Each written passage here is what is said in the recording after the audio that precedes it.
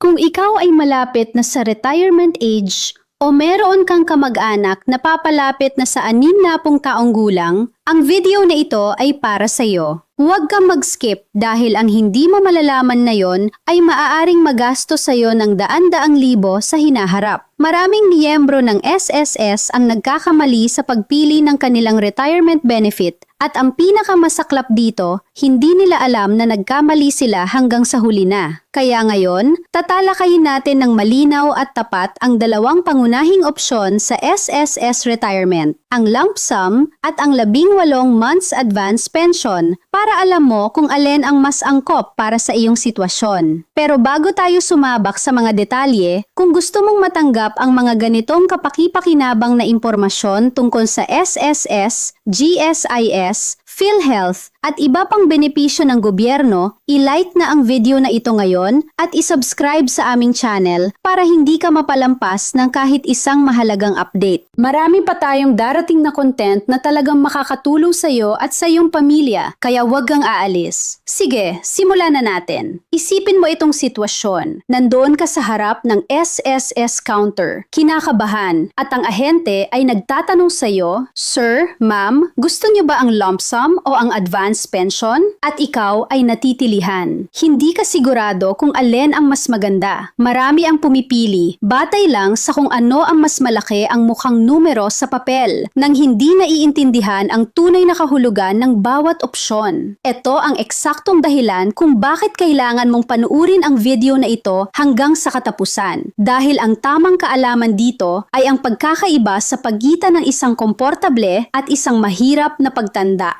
Pag-usapan muna natin ang SSS lump sum. Ang lump sum ay isang isahang cash payment. Ibig sabihin, isang beses kang makakatanggap ng malaking halaga mula sa SSS at tapos na.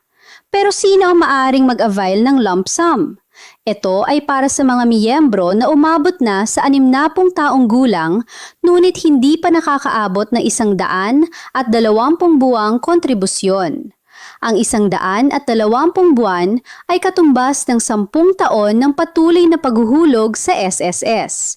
Kaya kung ikaw ay may kontribusyon na, sabihin nating 60 buwan lamang o 80 buwan o kahit 79 na buwan, hindi ka pa kwalipikado para sa buwan ng pensyon. Sa ganitong kaso, ang lump sum ang magiging available sa iyo. Ang halaga ng lump sum ay karaniwang nakabatay sa kabuuang kontribusyon mo at ng iyong employer sa loob ng iyong serbisyo, kasama ang dividends o tubo na naipon sa iyong account. Kaya ang mas matagal kang naghulog at mas mataas ang iyong sahod, ang mas malaki ang iyong matatanggap. Ngayon, ang pinaka-importanting bagay na dapat mong malaman tungkol sa lump sum. Kapag tinanggap mo na ito, tapos na. Wala ng buwan ng pensyon. Wala ng tinatawag na ika-13 month pension na natatanggap ng mga regular na pensyonado tuwing Desyembre. At wala ka ring karapatang mag-avail ng SSS loan pagkatapos nito. Parang pinutol mo na ang iyong koneksyon sa SSS bilang isang aktibong miyembro. Pero may isang pagbubukod. Kung ikaw ay pumili ng lump sum, ngunit nais mo pa ring makaabot sa 120 buwang kontribusyon, maaari mong ipagpatuloy ang paghuhulog bilang isang voluntary member. Kapag nakumpleto mo na ang 120 buwan, magiging kwalipikado ka na para sa buwanang pensyon at doon na magsisimula ang iyong regular na kita buwan-buwan hanggang sa katapusan ng iyong buhay. Kaya para sa mga nasa sitwasyong ito, ang tanong ay ganito: mas gusto mo bang kunin ang lump sum ngayon at tamasahin ang malaking halaga sa isang pagkakataon o magpatuloy kang maghulog para sa ilang taon pa at ma-secure ang habambuhay na buwanang kita? Walang tamang o maling sagot dito. Depende ito sa iyong kalusugan, sa iyong mga pangangailangan at sa iyong plano para sa iyong pera. Halimbawa, kung mayroon kang sakit at hindi mo alam kung gaano pa katagal ang iyong buhay, ang lump sum ay maaaring mas practical para sa iyo. Matatanggap mo ang pera ngayon at maaari mo itong gamitin para sa iyong medical na gastusin, para sa iyong pamilya o para sa anumang bagay na kailangan mo. Sa kabilang banda, kung ikaw ay malusog at inaasahang mahabang buhay, ang pagpapatuloy ng kontribusyon para makamit ang buwan ng pensyon ay maaaring mas kapaki-pakinabang sa mahabang panahon. Ngayon, lumipat tayo sa pangalawang option, ang 18 months advance pension. Ito ay para sa mga miyembro na mayroon ng sapat na kontribusyon para makakuha ng lifetime monthly pension. Ibig sabihin, nakaabot na sila sa 120 buwang kontribusyon o higit pa. Ang konsepto ng 18 months advance pension ay medyo natatangi at kailangan mong intindihin ng maayos para hindi ka maguluhan. Ito ay isang option na ibinibigay sa mga bagong pensyonado sa oras ng kanilang unang pag-claim ng retirement benefit. Sa halip na magsimula agad sa regular na buwanang pensyon, maaari kang pumili na matanggap ang kabuuang halaga ng iyong pensyon para sa susunod na 18 buwan sa iisang pagbabayad sa simula pa lamang. Halimbawa, kung ang iyong buwanang pensyon ay 5,000 piso, ang kabuuan ng 18 buwang pensyon ay 70,000 piso. Sa ilalim ng 18 months advance pension, maaari ka makatanggap ng halos 70,000 piso sa isang swipe. Pero may kaunting bawas o discount dahil sa tinatawag na preferential rate. Hindi ito isang malaking bawas, pero umiiral ito. Pagkatapos matanggap ang advance na ito, hihintayin mo ang susunod na 18 buwan ng walang natatanggap na buwan ng pensyon mula sa SSS. At sa ika-19 na buwan, muling magsisimula ang iyong regular na buwan ng pensyon na patuloy na matatanggap hanggang sa katapusan ng iyong buhay.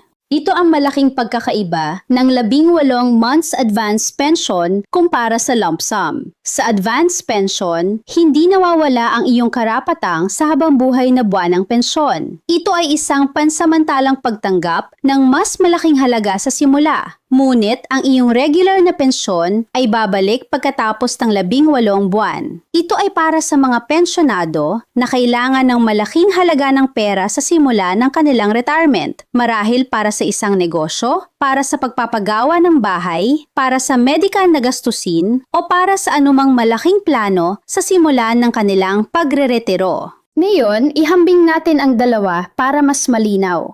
Kung ikaw ay miyembro na may kulang na kontribusyon, ang lump sum ang iyong opsyon. Ito ay isang beses na bayad at pagkatapos nito ay wala ng buwan ng pensyon maliban kung ipagpapatuloy mo ang paghuhulog.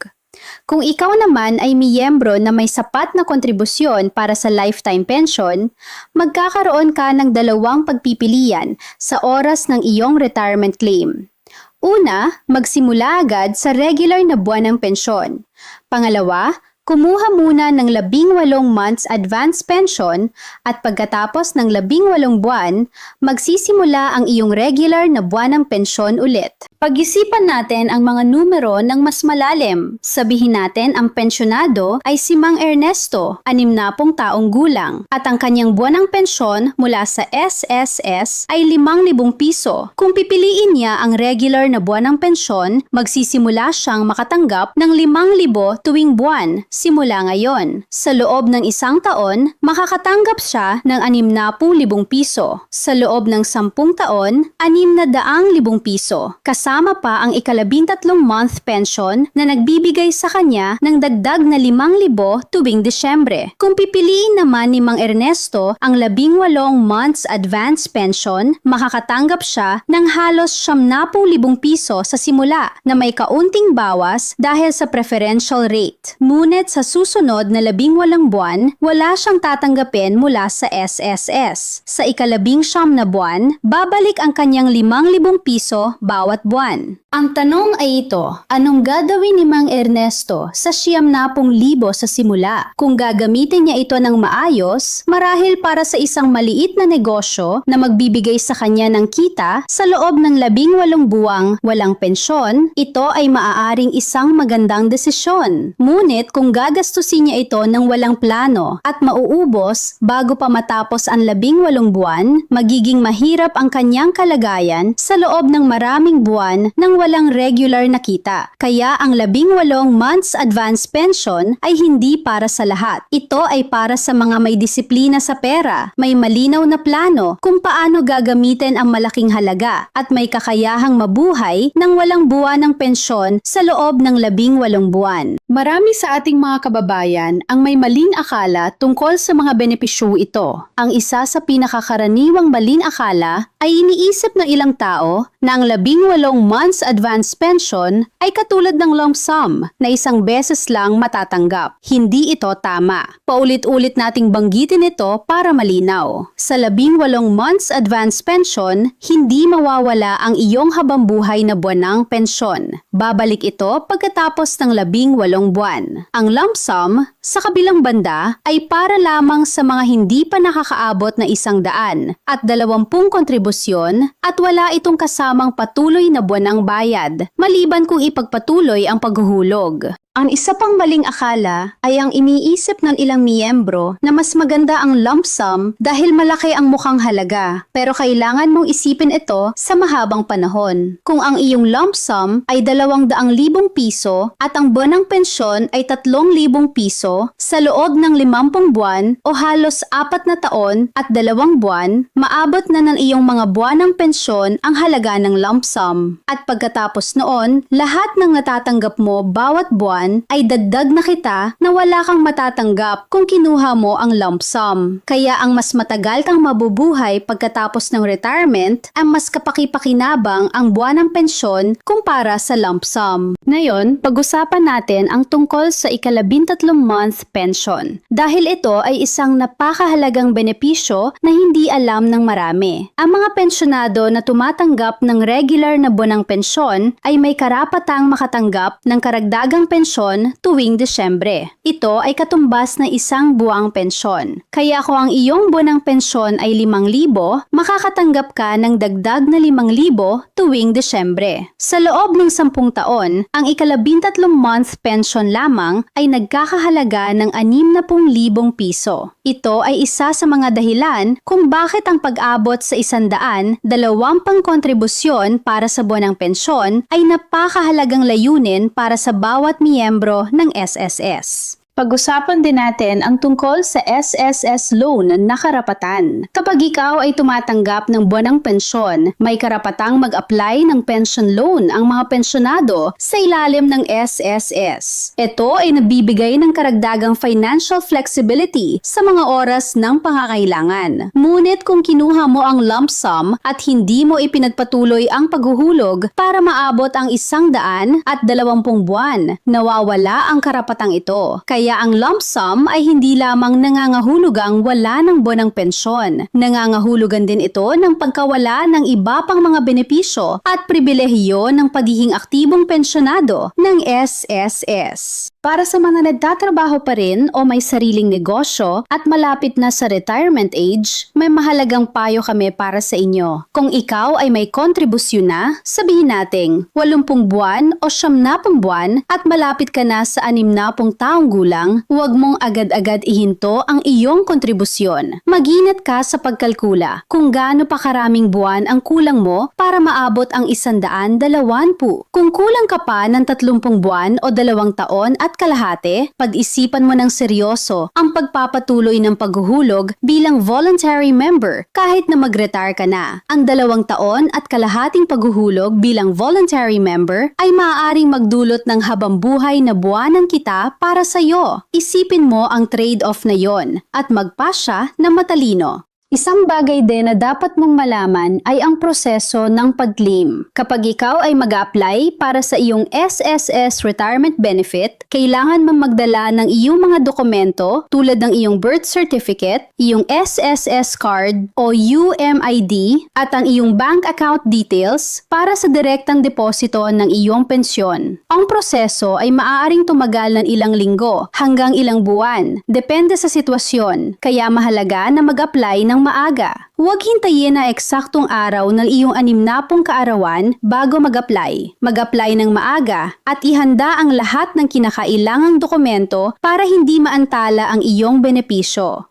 Ang isa pang mahalagang punto na nais naming banggitin ay ang tungkol sa mga dependent ng pensyonado. Kapag namatay ang isang pensyonado, ang kanyang benepisyo ay hindi simpleng nawawala. Mayroong tinatawag na survivor's benefit para sa mga dependent na asawa at anak. Kaya ang magiging pensyonado na may pamilya ay dapat din isaalang-alang ang aspetong ito sa pagpili ng opsyon. Ang regular na buwanang pensyon ay nagbibigay ng mas mahabang proteksyon para sa iyong pamilya kumpara sa isang beses na lump sum na maaaring maubusin ng mabilis. Para sa mga nasa ibang bansa na Overseas Filipino Workers o OFW, importante ring malaman na maaari kang magpatuloy ng iyong SSS kontribusyon kahit nasa abroad ka. Ang iyong mga taon ng paghuhulog bilang OFW ay maaaring makatulong sa pag-abot ng 100 at 20 buwang kontribusyon at sa pagkuha ng mas mataas na buwanang pensyon sa iyong retirement. Huwag payagan na mawala ng halaga ang iyong mga taon ng pagsisikap sa ibang bansa. Tiyaking naka-update ang iyong SSS kontribusyon at nakatala ang lahat ng iyong hulog. Nais din naming bigyang diin ang kahalagahan ng pag-verify ng iyong SSS records bago ka mag-retire. Maraming miyembro ang nagulat na malaman nila na may mga nawalang kontribusyon o maling nakatalang impormasyon sa kanilang SSS account. Ang mga pagkakamaling ito ay maaaring makaapekto sa iyong kwalipikasyon at sa halaga ng iyong benepisyo. Kaya bago ka pa man mag-retire, bisitahin ang iyong pinakamalapit na SSS branch o i-check ang iyong account online sa pamamagitan ng My SSS portal para ma-verify ang lahat ng iyong kontribusyon at personal na impormasyon. Kung may mga pagkakamali, iulat agad at humingi ng tulong para maitama bago pahuli.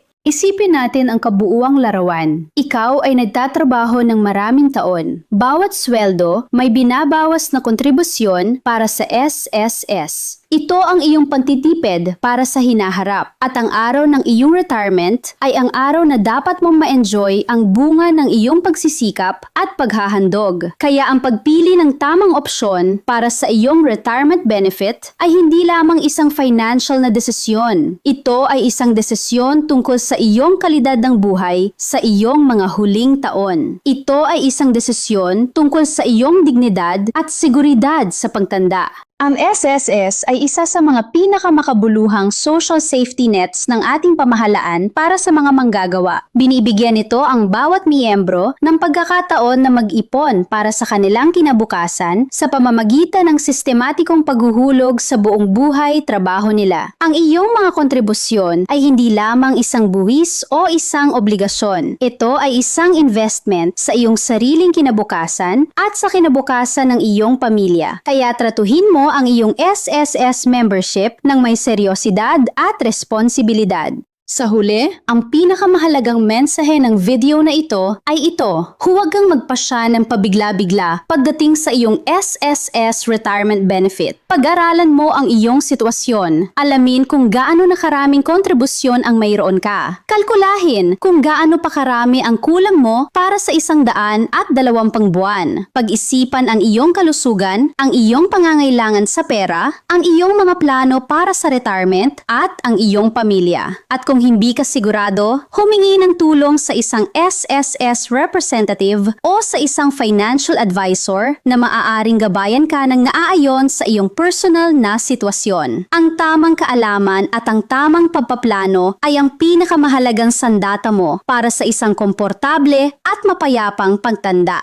Kung nakatulong sa iyo ang video na ito, please i-share ito sa iyong mga kaibigan, kamag-anak, at sa mga taong alam mo malapit na sa retirement age o kaya ay mayroon silang magulang o lolo at lola na maaaring makinabang sa impormasyong ito. Ang isang share mo ay maaaring magbago ng buhay na isang tao. At kung mayroon kang mga katanungan o karanasan na nais mong ibahagi tungkol sa SSS retirement benefits, ilagay mo ito sa comment section sitwasyon sa ibaba. Nagbabasa kami ng lahat ng comments at susubukan naming sagutin ang bawat isa. Ang inyong mga katanungan ay nakakatulong din sa iba na may katulad na sitwasyon, kaya huwag mahiyang mag-comment. Maraming salamat sa inyong oras at patuloy na suporta. Ingatan ninyo ang inyong sarili at ang inyong pamilya. At hanggang sa susunod na video.